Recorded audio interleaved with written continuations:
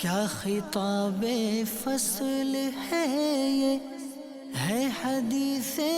مصطفیٰ، حیرتوں میں عقل ہے یہ ہے حدیث مصطفیٰ، حیرتوں میں عقل ہے یہ ہے حدیث مصطفیٰ۔ الحمدللہ رب العالمین والصلاة والسلام علی سید الانبیاء والمرسلین، اما بعد فاعوذ باللہ من الشیطان الرجیم، بسم اللہ الرحمن الرحیم۔ الصلاة والسلام علیک یا رسول اللہ وعلی آلک واصحابک یا حبیب اللہ، الصلاة والسلام علیک یا نبی اللہ وعلی آلک واصحابک یا نور اللہ۔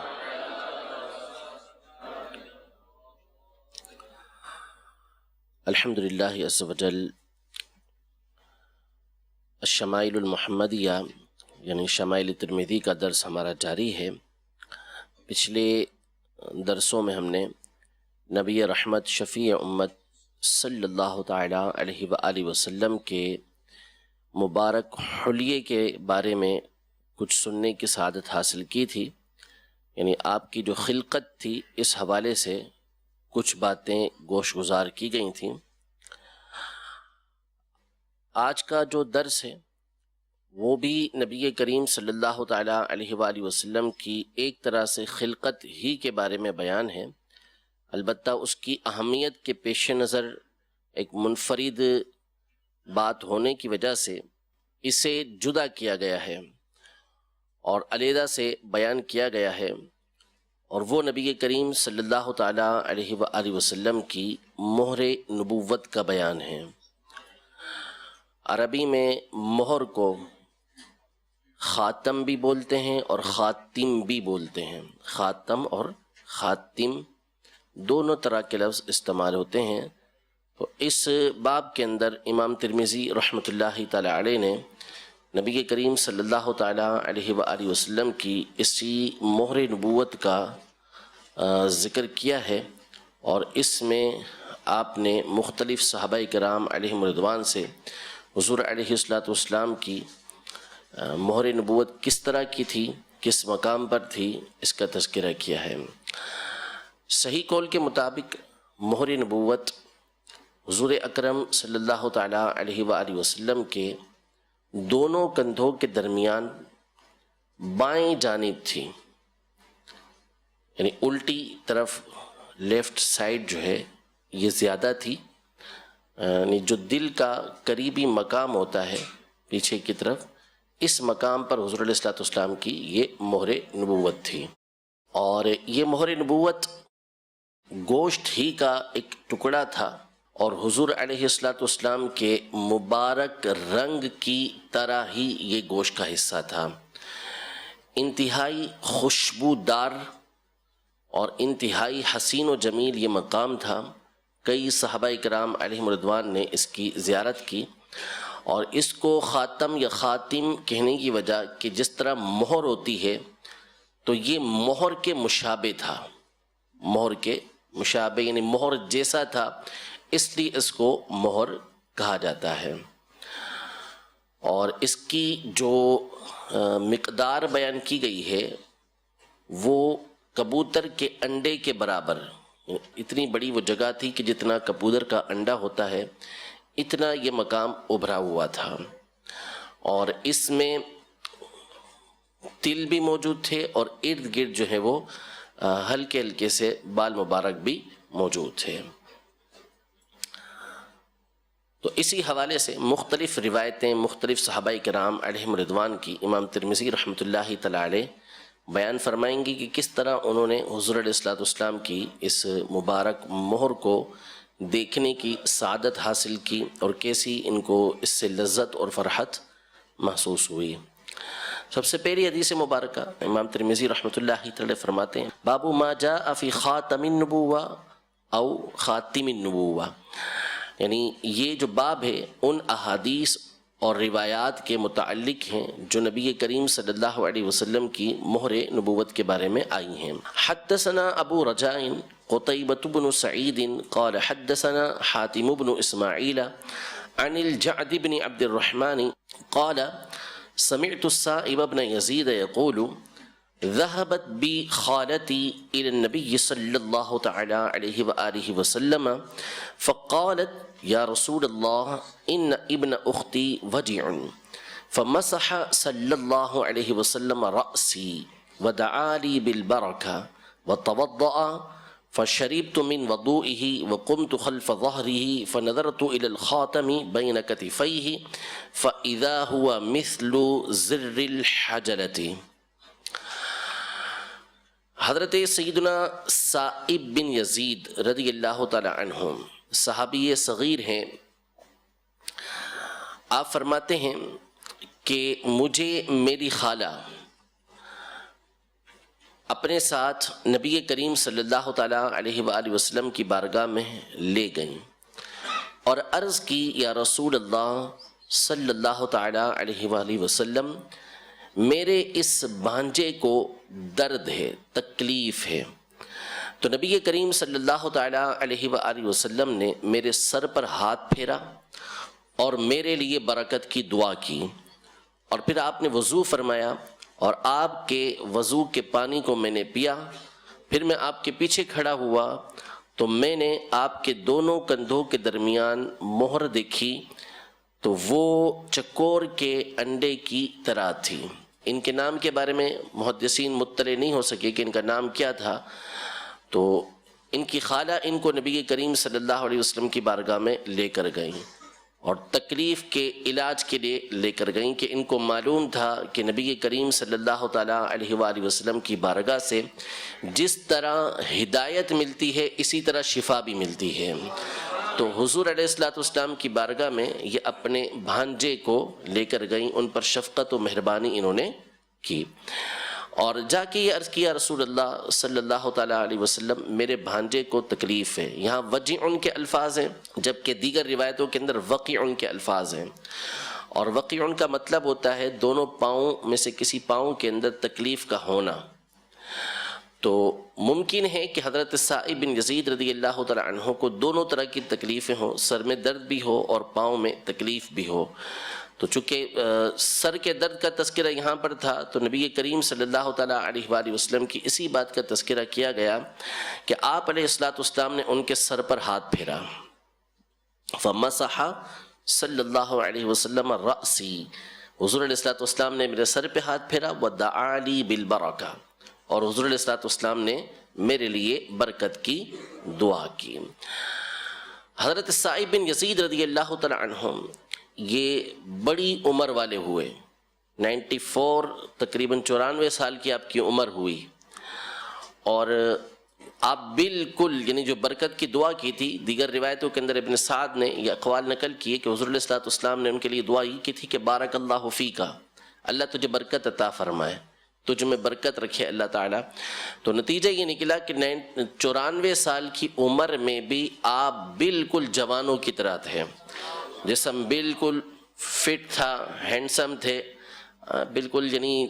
نوجوانوں کی طرح آپ کام کاج کیا کرتے تھے، کسی طرح کی آپ کے اندر جو ہے وہ بڑھاپے والی بات کہ جس سے تکلیف کا اظہار ہوتا ہو ایسی چیز موجود نہیں تھی۔ اور ان کا معاملہ یہ تھا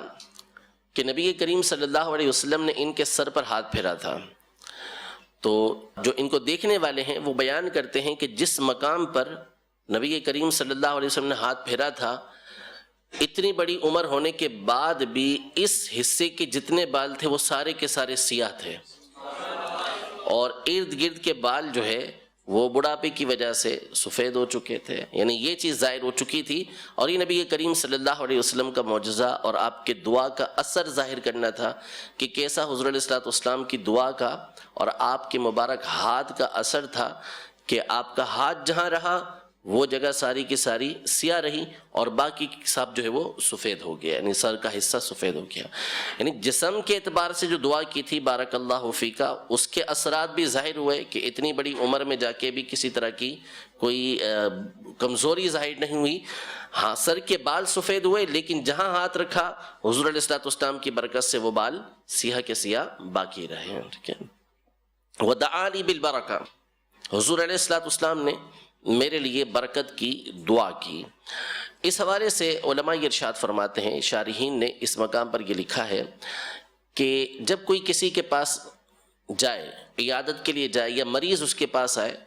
تو اس کا مسنون طریقہ یہ ہے کہ اس کے سر پہ ہاتھ رکھا جائے، اس کے سر پر ہاتھ رکھا جائے اور اس کے لیے برکت کی دعا کی جائے. یعنی جس سے برکت کی امید ہے، لوگ سمجھتے ہیں کہ یہ دعا کرے گا تو اس کی دعا قبول ہوگی، یعنی شخصیت ہے، معظم ہستی ہے، دینی ہستی ہے، تو اس سے دعا کی لوگ امید رکھتے ہیں کہ اس کی دعا قبول ہوگی. تو ایسے شخص کو چاہیے کہ وہ مریض کے لیے دعا بھی کرے، دم کرنے کے ساتھ ساتھ اس کے لیے دعا بھی کرے کہ اللہ تعالیٰ آپ کو شفا عطا فرمائے، اللہ تبارک و تعالیٰ آپ کو درازی عمر بالخیر عطا فرمائے. اس طرح کی دعائیں جو دم کروانے کے لیے آیا ہے اس کو دم کرنے کے ساتھ دینی چاہیے. وَتَوَضَّعَ، نبی کریم صلی اللہ تعالیٰ علیہ وآلہ وسلم نے وضو فرمایا اور آپ کے وضو کے پانی کو میں نے پیا. فَشَرِبْتُ مِنْ وَضُوئِهِ، اس میں ایک تو یہ ہے کہ جس برتن سے آپ نے وضو فرمایا تھا اس کا بچا ہوا پانی، اور جو راجح ہے وہ یہ ہے کہ نبی کریم صلی اللہ تعالیٰ علیہ وآلہ وسلم کے مبارک جسم سے جو قطرے گر کر بچ رہے تھے ان کو حضرت سائب بن یزید رضی اللہ تعالیٰ عنہ نے نوش فرمایا تھا. تو آپ علیہ الصلوۃ والسلام نے وضو فرمایا. بعض نے کہا کہ اس وقت آپ نماز پڑھنا چاہتے تھے اس لیے آپ نے وضو فرمایا، اور بعض نے کہا کہ خاص ان کی شفا کے لیے آپ نے وضو فرمایا کہ جو نبی کریم صلی اللہ تعالیٰ علیہ وسلم کے جسم سے پانی جدا ہوتا جائے گا اس سے ان کو شفا حاصل ہو جائے گی. فَشَرِبْتُ مِنْ وَضُوئِهِ، میں نے حضور علیہ الصلوۃ والسلام کے بچے ہوئے پانی میں سے پیا. وَقُمْتُ خَلْفَ ظَهْرِي، اور پھر میں آپ علیہ الصلوۃ والسلام کی پیٹھ کے پیچھے کھڑا ہوا، یا تو اتفاقاً کھڑا ہوا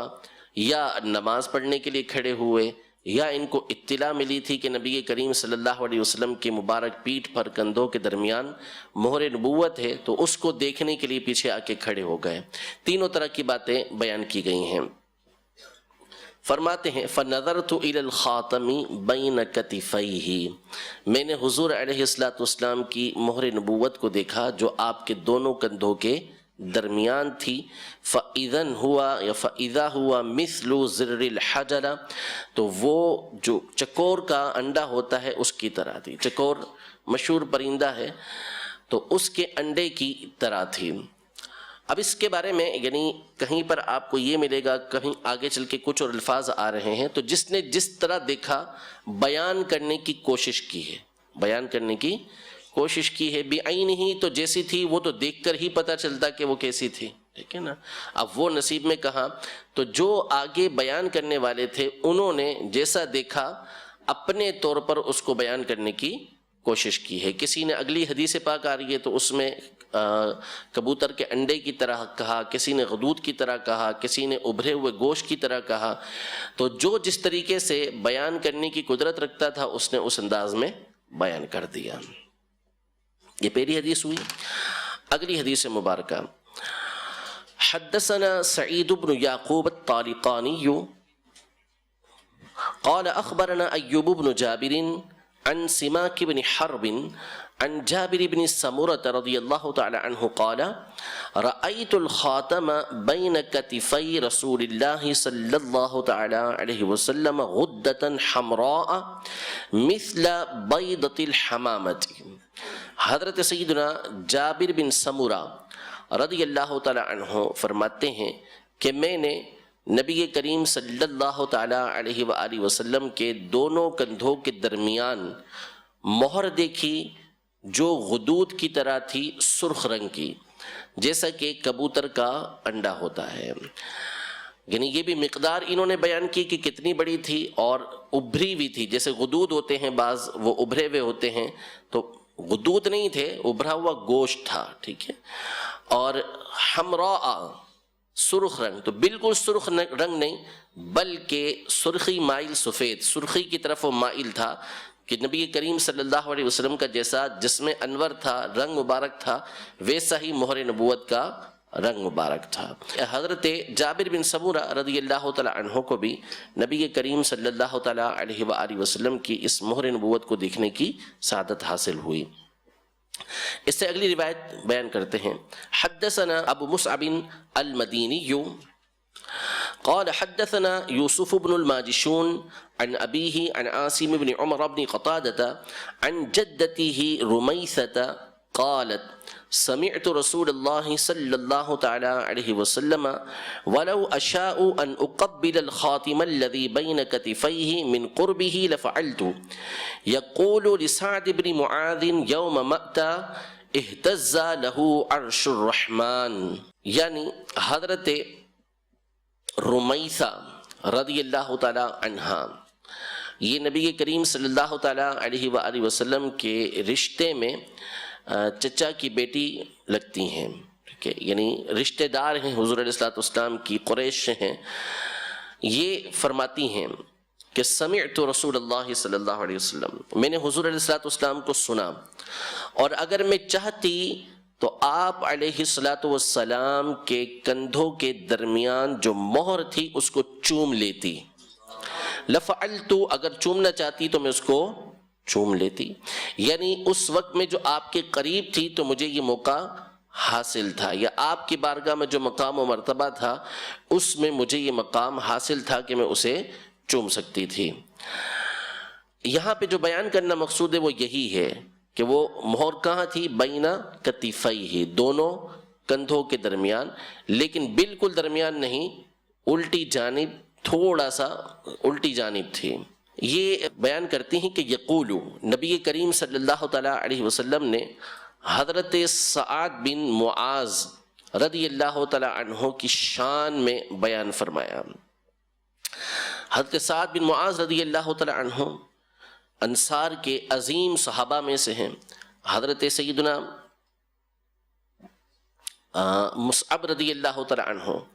جب مدینہ منورہ تبلیغ کے لیے تشریف لے کر آئے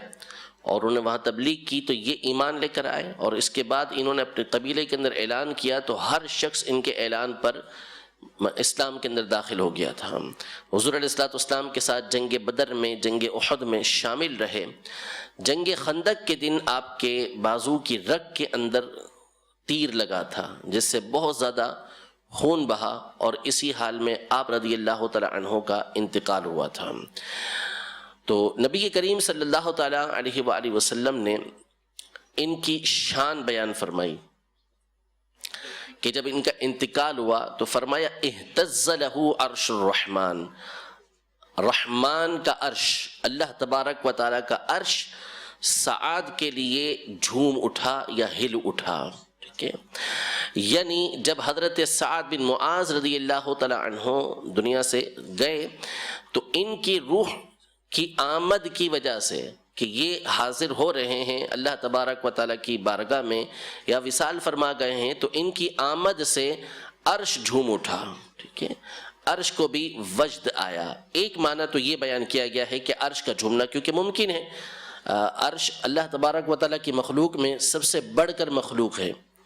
تو اس کا حضرت سعد بن معاذ رضی اللہ تعالیٰ عنہ کی آمد سے خوش ہونا کوئی بعید نہیں ہے کہ نبی کریم صلی اللہ تعالیٰ علیہ وآلہ وسلم کے عظیم صحابی جو ہیں ان کی روح یہ تشریف لے کر آ رہی ہے، تو خود عرش جھوما، خود عرش ہلا۔ اور بعض نے اس کا معنی یہ بیان کیا ہے کہ یہاں پہ عرش سے مراد حملۃ العرش ہیں، یعنی وہ فرشتے کے جو عرش کو اٹھانے والے ہیں وہ حضرت سعد رضی اللہ تعالیٰ عنہ کی آمد سے خوش ہوئے، ٹھیک ہے، ان کا یہاں پر جھومنا مراد ہے، ان کا خوش ہونا یہاں پر مراد ہے، دونوں باتیں یہاں پر ہو سکتی ہیں۔ تو ان کا یہ مقام و مرتبہ تھا۔ ریشم کے حرام ہونے سے قبل، ریشم کے حرام ہونے سے پہلے نبی کریم صلی اللہ تعالیٰ علیہ وآلہ وسلم کی بارگاہ میں کچھ ریشمی حلے پیش کیے گئے، ریشمی لباس پیش کیے گئے، تو صحابہ کرام علیہم رضوان اس کو دیکھ کر بڑے تعجب کے اندر پڑے کہ کیسے نرم و ملائم یہ حلے ہیں، کیسا جو ہے وہ نرم اور ملائم لباس ہے۔ تو نبی کریم صلی اللہ تعالیٰ علیہ وآلہ وسلم نے ان کے لیے ارشاد فرمایا، صحابہ کرام علیہ رضوان سے اس وقت حضرت سعد بن معاذ رضی اللہ تعالیٰ عنہ دنیا سے پردہ فرما چکے تھے، شہید ہو چکے تھے۔ ارشاد فرمایا لَمَنَادِلُ سَعْدٍ فِي الْجَنَّةِ خَيْرٌ مِّنْهَا وَأَلْيَنُ، کہ حضرت سعد کو جنت کے اندر جو رومال دیے گئے ہیں وہ اس ریشم سے زیادہ اچھے اور ملائم ہیں۔ یعنی رومال جو ہوتا ہے وہ عمومی طور پر میل صاف کرنے کے لیے ہوتا ہے، جنت میں میل کا تصور نہیں ہے۔ رومال جو ہوتا ہے وہ اتنا نرم و ملائم نہیں دیا جاتا، اتنا نرم و ملائم نہیں ہوتا۔ تو بیان کرنا مقصود یہ ہے کہ جب ان کو رومال ایسے دیے گئے ہیں کہ جو اس ریشم سے زیادہ نرم ہیں، تو پھر دیگر لباس کیسے دیے گئے ہوں گے۔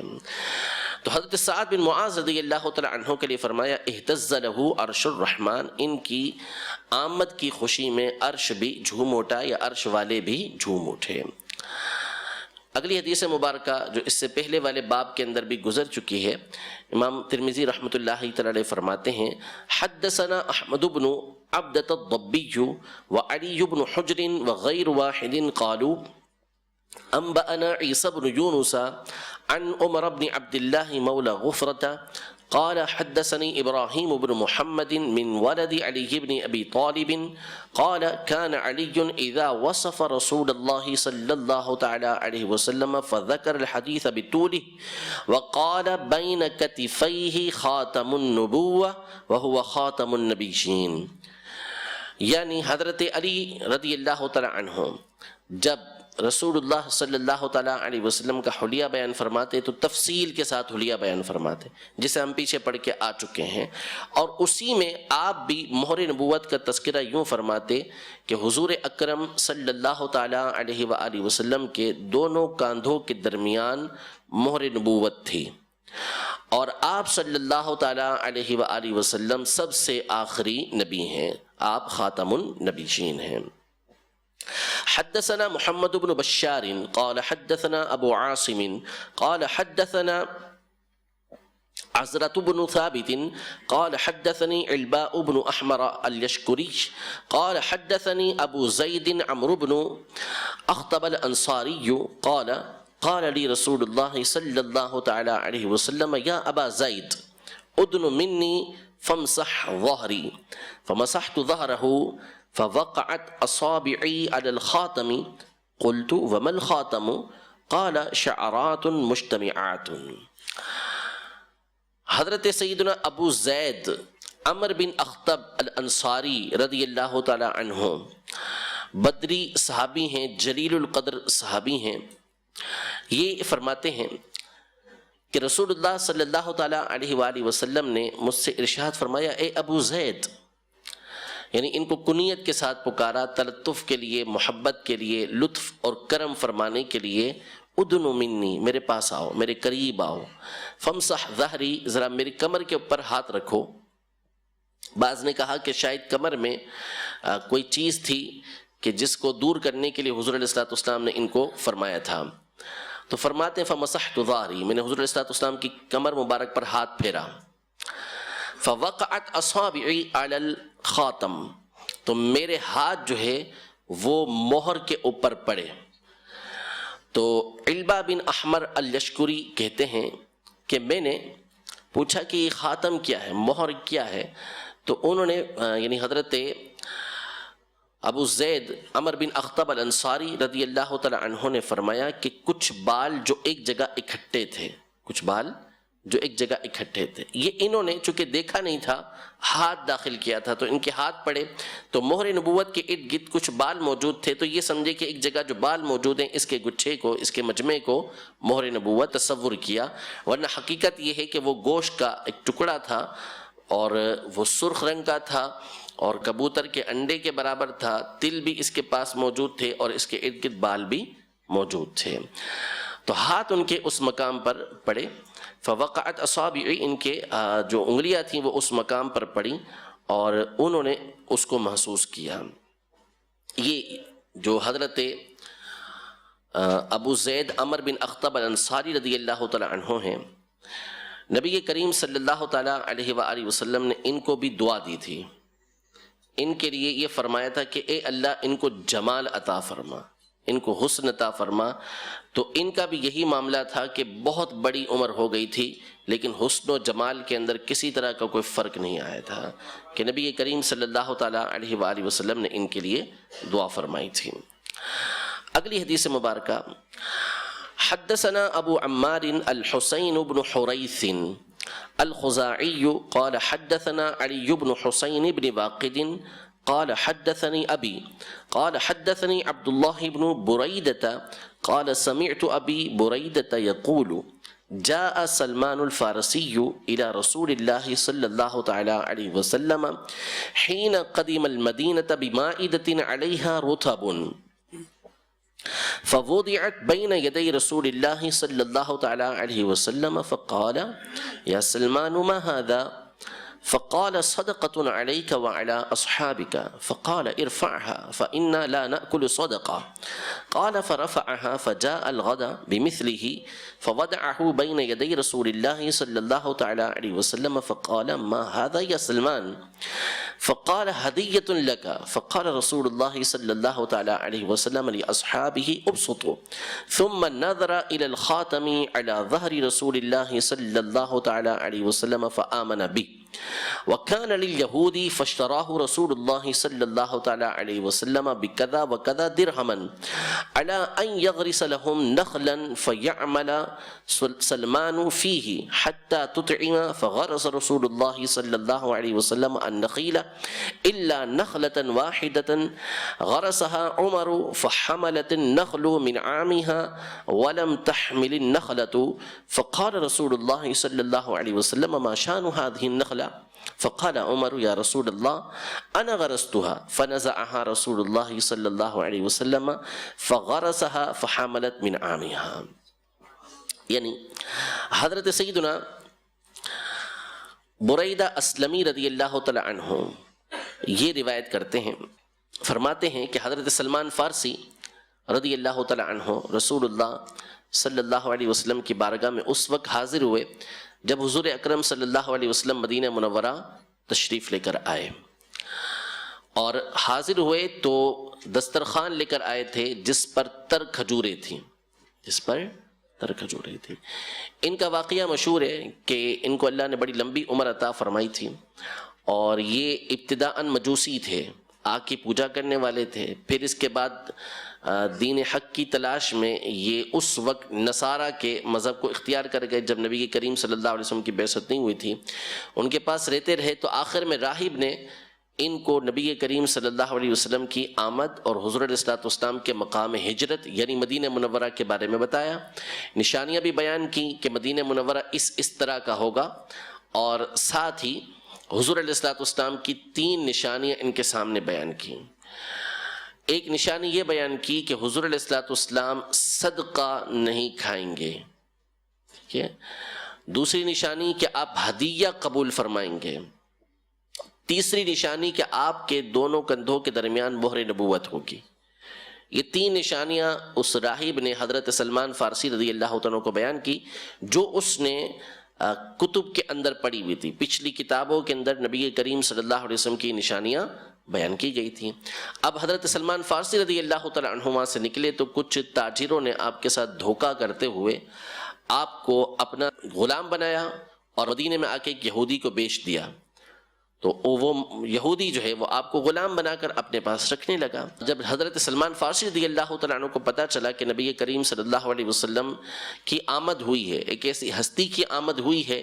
کہ جو اللہ کے نبی ہونے کا دعویٰ فرماتے ہیں، تو حضرت سلمان فارسی رضی اللہ تعالیٰ عنہ نے کام کیا۔ کام کاج کرنے کے بعد آپ نے کچھ گوشت لیا، کچھ اور چیزیں لیں، اور ساتھ میں کھجوریں بھی لیں، اور اسے لے کر نبی کریم صلی اللہ علیہ وسلم کی بارگاہ میں حاضر ہوئے۔ اور چونکہ غالب طور پر اس میں کھجوریں تھیں، جب حضور علیہ السلام نے پوچھا کہ اے سلمان یہ کیا ہے، اے سلمان یہ کیا ہے، اب حضرت سلمان فارسی رضی اللہ عنہ پہلی مرتبہ حضور علیہ السلام کی بارگاہ میں حاضر ہوئے تھے، اور حضور علیہ السلام نے ان کو نام کے ساتھ پکارا۔ تو شارحین نے بیان کیا کہ اس بات کا احتمال ہے کہ نبی کریم صلی اللہ علیہ وسلم نے نور نبوت سے ان کے نام کو جان لیا تھا، اور ان کے نام سے ان کو پکارا. پوچھا کہ کیا ہے؟ تو حضرت سلمان فارسی رضی اللہ تعالیٰ عنہ چونکہ آزمانے کے لیے آئے تھے، دیکھنے کے لیے آئے تھے، نشانیاں دیکھنی تھیں، تو عرض کی کہ یہ تو آپ پر اور آپ کے صحابہ پر صدقہ ہے. تو حضور علیہ الصلوۃ والسلام نے فرمایا مجھ سے یہ ہٹا لو کیونکہ میں صدقہ نہیں کھاتا. ہاں صحابہ اکرام علیہم رضوان اس کو کھا سکتے تھے، حضور علیہ الصلوۃ والسلام نفلی صدقہ بھی نہیں کھایا کرتے تھے. دوسرے دن حضرت سلمان فارسی رضی اللہ تعالیٰ عنہ ہدیہ لے کر بارگاہ رسالت میں حاضر ہوئے. تو حضور علیہ الصلوۃ والسلام نے فرمایا کہ کیا ہے؟ تو انہوں نے کہا کہ ہدیہ ہے. تو اب حضور علیہ الصلوۃ والسلام نے فرمایا کہ اس کو سب کھائیں. حضرت سلمان فارسی رضی اللہ تعالیٰ عنہ نے یہ دو جو نشانیاں تھیں اسے دیکھ لیں. اس کو دیکھیں پھر آگے چلتے ہیں. حضرت سلمان فارسی رضی اللہ تعالیٰ عنہ اس وقت نبی کریم صلی اللہ علیہ وسلم کی بارگاہ میں دسترخوان لے کر حاضر ہوئے جس پر کھجوریں تھیں جب حضور علیہ الصلوۃ والسلام مدینہ منورہ تشریف لائے اور اس کو حضور علیہ الصلوۃ والسلام کے سامنے رکھ دیا. حضور علیہ الصلوۃ والسلام نے فرمایا اے سلمان یہ کیا ہے؟ تو انہوں نے عرض کی کہ یہ آپ پر اور آپ کے صحابہ پر صدقہ ہے. تو فرمایا کہ اس کو اٹھا لو کیونکہ ہم جو ہے وہ صدقہ نہیں کھاتے، یعنی ہم اور ہمارے اہل بیت یا ہم گروہ انبیاء جو ہے وہ صدقہ نہیں کھاتے. پھر حضرت بریدہ اسلمی فرماتے ہیں کہ حضرت سلمان نے اس کو اٹھا لیا. دوسرے دن اسی طرح کا کھانا لے کر حاضر خدمت ہوئے اور حضور علیہ الصلوۃ والسلام کی بارگاہ میں رکھ دیا. اور تو حضور علیہ الصلوۃ والسلام نے فرمایا کہ اے سلمان یہ کیا ہے؟ تو انہوں نے عرض کی کہ یہ آپ کے لیے ہدیہ ہے. تو حضور علیہ الصلوۃ والسلام نے اپنے صحابہ سے فرمایا کہ ابسطو، اب اس کی طرف ہاتھ بڑھاؤ، یعنی اس کو کھاؤ. تیسری نشانی باقی تھی. اب اس کے بارے میں مختلف روایتیں آئی ہیں کہ حضرت سلمان فارسی رضی اللہ تعالیٰ عنہ نے کس طریقے سے اس کو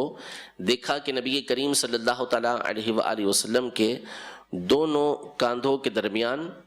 مہر نبوت ہے. تو بعض کے اندر یہ موجود ہے کہ نبی کریم صلی اللہ علیہ وسلم کے پیچھے پیچھے یہ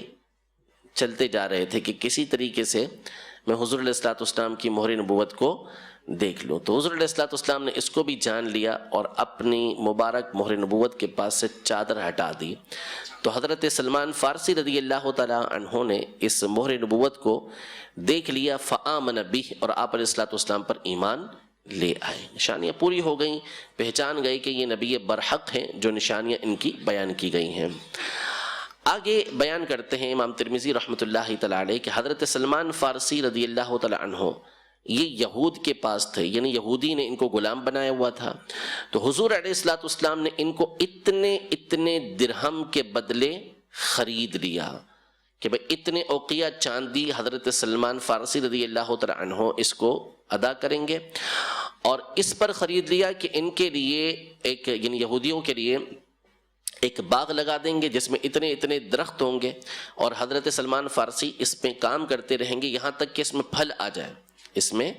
پھل آ جائے. یعنی کھجور کے درخت لگائے جائیں گے اور حضرت سلمان فارسی رضی اللہ عنہ اس میں کام کریں گے. تقریباً 300 کے قریب وہ درخت کی بات ہوئی تھی کہ 300 درخت لگائے جائیں گے.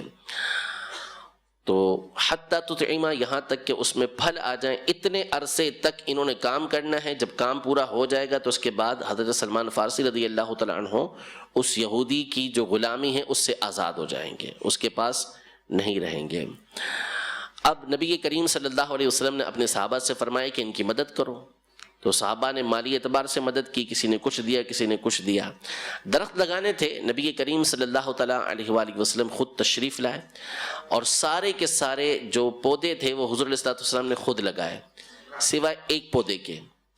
وہ ایک روایت کے مطابق حضرت عمر رضی اللہ تعالیٰ عنہ نے لگایا جیسا کہ اس حدیث میں، اور ایک میں ہے کہ حضرت سلمان فارسی رضی اللہ تعالیٰ عنہ نے لگایا. تو علماء نے فرمایا کہ شاید دونوں نے مل کے اس کو لگایا تھا کہ حضور علیہ الصلوۃ والسلام کام کر رہے ہیں، چلو ایک ہم بھی لگائیں، تو مل کے لگا دیا. اب کھجور کا درخت اچھا بھلا ٹائم لیتا ہے پھل لانے میں، وہ تو پودا لگا ہے ابھی. حضور علیہ الصلوۃ والسلام نے پودا لگا دیا، غرسہا عمر، ایک جو ہے وہ حضرت عمر نے لگایا. تو تمام کے تمام جو پودے لگائے گئے تھے وہ بڑے بھی ہو گئے جلد سے جلد اور اسی سال اس کے اندر پھل بھی آ گیا. ہاں ایک کے اندر نہیں آیا، ایک درخت میں پھل نہیں آیا. تو حضور علیہ الصلوۃ والسلام نے فرمایا ما شأن هذه النخلہ، اس درخت کا کیا معاملہ ہے، کھجور کے اس درخت کا کیا معاملہ ہے، اس کا کیوں نہیں آیا؟ تو حضرت عمر رضی اللہ تعالیٰ نے عرض کی کہ یا رسول اللہ اس کو میں نے لگایا تھا. یعنی اس کو میں نے لگایا تھا. تو حضرت عمر رضی اللہ تعالیٰ عنہ اس سمجھے یہ تھے کہ حضرت سلمان فارسی رضی اللہ تعالیٰ عنہ کی مدد کرنی ہے، جبکہ نبی کریم صلی اللہ تعالیٰ علیہ وسلم نے جس طرح مدد کرنی تھی اسی طرح اپنا معجزہ بھی ظاہر فرمانا تھا. تو وہ درخت جو ہے وہ پھل لے کر نہیں آیا، تو نبی کریم صلی اللہ علیہ وسلم نے دوبارہ اس کو لگایا اور پھر وہ اسی سال جو ہے وہ پھل لے کر آ گیا. یہ نبی کریم صلی اللہ تعالیٰ علیہ وسلم کا معجزہ تھا. اور پھر اس کے بعد حضرت سلمان فارسی رضی اللہ تعالیٰ عنہ آزاد ہوئے اور نبی کریم صلی اللہ علیہ وسلم کے ساتھ رہنے لگے، اور اہل بیت میں آپ کا شمار کیا جاتا تھا، یعنی آپ کی تعظیم کے لیے، اعزاز کے لیے آپ کو اہل بیت سے شمار کیا جاتا تھا. انہوں نے بھی نبی کریم صلی اللہ علیہ وسلم کی مہر نبوت کی زیارت کی. آگے چلیں. حدثنا محمد بن بشار قال حدثنا بشر بن الوضاح قال انبأنا ابو عقيل الدورقي عن ابي نضرة العوقي قال سألت ابا سعيد الخدري عن خاتم رسول الله صلى الله تعالى عليه وسلم يعني خاتم النبوة فقال كان في ظهره بدعة ناشزة. یعنی حضرت ابو عقیل الدورقی یہ روایت کرتے ہیں ابو نضرہ العوقی سے. ابو نضرہ عوقی کہتے ہیں کہ میں نے حضرت ابو سعید خدری رضی اللہ تعالی عنہ سے سوال کیا نبی کریم صلی اللہ تعالیٰ علیہ وآلہ وسلم کی مہر نبوت کے حوالے سے، یعنی خاتم النبوہ کے حوالے سے. تو حضرت ابو سعید خدری رضی اللہ تعالیٰ عنہ نے فرمایا کہ یہ آپ علیہ السلام کی مبارک پیٹھ میں ابھرا ہوا گوشت کا ٹکڑا تھا. مبارک پیٹھ میں ابھرا ہوا گوشت کا ٹکڑا تھا. اس سے اگلی حدیث جو آخری حدیث ہے، امام ترمذی رحمۃ اللہ تعالی علیہ سے روایت کرتے ہیں، فرماتے ہیں حدثنا احمد بن المقدام ابو الاشعث العجلی البصری قال حدثنا حماد بن زید عن عاصم الاحولی عن عبد الله بن سرجس قال اتيت رسول الله صلى الله تعالى عليه وسلم وهو في ناس من اصحابه فدرت هكذا من خلفه فعرف الذي أريد فألقى الرداء عن ظهره فرأيت موضع الخاتم على كتفيه مثل الجمع حولها خيلان كأنها ثآليل فرجعت حتى استقبلته فقلت غفر الله لك يا رسول الله فقال ولك فقال القوم استغفر لك رسول الله صلى الله تعالى عليه وسلم فقال نعم ولكم ثم تلا هذه الآية واستغفر لذنبك وللمؤمنين والمؤمنات. یعنی احمد بن مقدام کی طریق سے امام بخاری حضرت سیدنا عبداللہ بن سرجس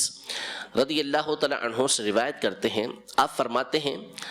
کہ میں رسول اللہ صلی اللہ تعالیٰ علیہ وآلہ وسلم کی بارگاہ میں حاضر ہوا اور آپ علیہ السلام اپنے صحابہ کے جھمگٹے میں موجود تھے. فدرت ہاکذا من خلفی، میں آپ علیہ السلام کے پیچھے چکر لگانے لگا، ادھر سے ادھر چکر لگانے لگا. تو نبی کریم صلی اللہ تعالیٰ علیہ وسلم نے جان لیا جو میں ارادہ کر رہا تھا کہ مقصد کیا ہے اس طرح پیچھے پیچھے گھومنے کا، کیا چاہ رہے ہیں. آپ علیہ السلام نے جان لیا. فَأَلْقَى الرِّدَاءَ عَنْ ظَهْرِي، جو چادر پہنی ہوئی تھی اسے حضور علیہ السلام نے نیچے کر دیا. فَرَأَيْتُ مَوْضِعَ الْخَاتَمِ عَلَى كَتِفَيْهِ، میں نے نبی کریم صلی اللہ تعالیٰ علیہ وآلہ وسلم کے دونوں کندھوں کے درمیان مہر نبوت کی جگہ کو دیکھا. تو وہ مٹھی کی طرح تھی، وہ مٹھی کی یعنی اس کی مقدار مٹھی کی طرح تھی، جمع یعنی مٹھی اس طرح، اور اس کے ارد گرد تل موجود تھے گویا کہ مسا ہو. یہ اپنا انہوں نے ایک جو ہے وہ رویت، اپنا جو مشاہدہ تھا اسے انہوں نے بیان کیا. میں شروع میں عرض کر چکا کہ نبی کریم صلی اللہ علیہ وسلم کی مہر نبوت کو ہر ایک نے سمجھانے کی کوشش کی ہے کہ وہ کس طرح تھی. کسی نے کسی چیز کے ساتھ تشبیہ دی، کسی نے کسی چیز کے ساتھ تشبیہ دی ہے. فرجعت، وہ کہتے میں لوٹا، حتیٰ کہ میں حضور علیہ السلام کی بارگاہ میں حاضر ہوا، سامنے کی طرف آیا اور شکریہ ادا کرنے کے لیے میں نے عرض کی کہ اللہ تعالیٰ آپ کے درجات کو بلند فرمائے. غفر اللہ لک، ویسے مغفرت کہتے ہیں لیکن اس کا مطلب یہ کہ اللہ تعالیٰ آپ کے درجات کو بلند فرمائے. تو حضور علیہ السلام نے فرمایا وَلَكَ، اور اللہ تیری بھی مغفرت فرمائے. اب آپ اپنے ساتھیوں کے سامنے یہ بات بیان کر رہے تھے، حضرت عبداللہ بن سرجس رضی اللہ تعالیٰ عنہ. تو انہوں نے کہا کہ رسول اللہ صلی اللہ علیہ وسلم نے تمہارے لیے استغفار کیا، یعنی براہ راست سامنے آپ کے لیے استغفار کیا. تو حضرت عبداللہ بن سرجس رضی اللہ تعالیٰ عنہ نے فرمایا کہ نعم، ہاں ایسا ہی ہے، وَلَكُمْ، اور حضور علیہ السلام نے تو تمہارے لیے بھی استغفار کیا ہے، تمہارے لیے بھی استغفار کیا ہے۔ اب سوال پیدا ہوتا تھا کہ ہم تو تھے نہیں، ہمارے لیے کیسے استغفار کیا ہے؟ تو حضرت عبداللہ بن سرجس رضی اللہ تعالیٰ عنہ نے یہ آیت پڑھی کہ اللہ تعالیٰ ارشاد فرماتا ہے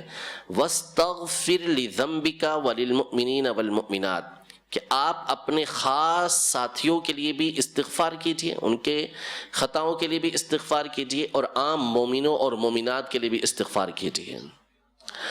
تو جو صحابہ تھے ان کے لیے بھی، خاص لوگوں کے لیے بھی، اور عام مومنوں کے لیے بھی نبی کریم صلی اللہ علیہ وسلم کو استغفار کا حکم تھا، اور آپ علیہ السلام اللہ کے حکم پر عمل کرنے والے تھے، تو آپ علیہ السلام نے تم لوگوں کے لیے بھی استغفار فرمایا ہے۔ یہ نبی کریم صلی اللہ علیہ وسلم کی مہر نبوت کے حوالے سے کچھ گفتگو تھی۔ اس حوالے سے ایک دو باتیں مزید ہیں مختصراً۔ پہلا یہ ہے کہ یہ مہر نبوت کس وقت سے تھی؟ اس وقت سے کہ جب آپ علیہ السلام پیدا ہوئے، اس وقت سے کہ جب آپ علیہ السلام نے اعلان نبوت فرمایا، اس وقت تھی، یا اس وقت جب نبی کریم صلی اللہ علیہ وسلم کے مبارک سینے کو چاک کیا گیا، پہلی دفعہ جب چاک کیا گیا اس وقت سے تھی؟ تینوں طرح کی روایتیں اس میں موجود ہیں، اور ابتدا کے اندر ہی بعض سیرتوں کی کتابوں سے معلوم ہوتا ہے کہ پیدائش کے بعد ہی نبی کریم صلی اللہ علیہ وسلم کے دونوں کندھوں کے درمیان یہ مہر نبوت موجود تھی۔ اچھا، اب دوسری بات یہ کہ کیا یہ مہر نبوت صرف اور صرف نبی کریم صلی اللہ علیہ وسلم کے ساتھ خاص تھی، یا دیگر انبیاء کرام علیہ السلام کے ساتھ بھی یہ معاملہ تھا کہ ان کو بھی مہر نبوت ملتی تھی؟ تو یہاں پر دو باتیں ہیں، ایک ہے مہر نبوت اور دوسرا ہے مہر نبوت کا مقام۔ تو تمام انبیاء کرام علیہ السلام کو بھی نبوت کی نشانیاں دی جاتی تھیں، لیکن وہ ان کے سیدھے ہاتھ میں ہوتی تھیں، ان کے سیدھے ہاتھ میں ہوتی تھیں، لیکن نبی کریم صلی اللہ علیہ وسلم کو خاص طور پر یہ نشانی دی گئی کہ آپ کی مہر نبوت دونوں کندھوں کے درمیان تھی، دونوں کندھوں کے درمیان تھی۔ تیسری بات کہ نبی کریم صلی اللہ علیہ وسلم کی مہر نبوت کب تک رہی؟ جب حضور علیہ السلام نے دنیا سے پردہ فرمایا تو صحابہ کرام علیہ رضوان تذبذب میں تھے، شک میں تھے کہ پتہ نہیں حضور علیہ السلام نے دنیا سے پردہ فرمایا ہے بھی نہیں۔ ہر ایک کو امید یہی تھی کہ حضور علیہ السلام اور ہمارے درمیان رہیں گے، تو شک ہوا، تو حضرت اسماء بنت امیس رضی اللہ تعالی عنہ نے ہاتھ رکھا تو دیکھا کہ مہر نبوت اٹھا لی گئی تھی، تو اس سے صحابہ کرام علیہ رضوان نے جان لیا کہ آپ علیہ السلام نے دنیا سے پردہ فرما لیا ہے۔ رب کریم نبی کریم صلی اللہ تعالیٰ علیہ وآلہ وسلم کی اس مہر نبوت کے صدقے میں ہمارے گناہوں کو معاف فرمائے، آپ علیہ السلام کی محبت عقیدت ہمیں عطا فرمائے، ہمیشہ آپ علیہ السلام کے فضائل و کمالات بیان کرنے کی توفیق عطا فرمائے، آمین بجاہ النبی الامین صلی اللہ تعالیٰ علیہ وآلہ وسلم۔ کیا خطاب فصل ہے یہ، ہے حدیث مصطفیٰ، حیرتوں میں عقل ہے یہ، ہے حدیث مصطفیٰ، حیرتوں میں عقل ہے یہ، ہے حدیث مصطفیٰ۔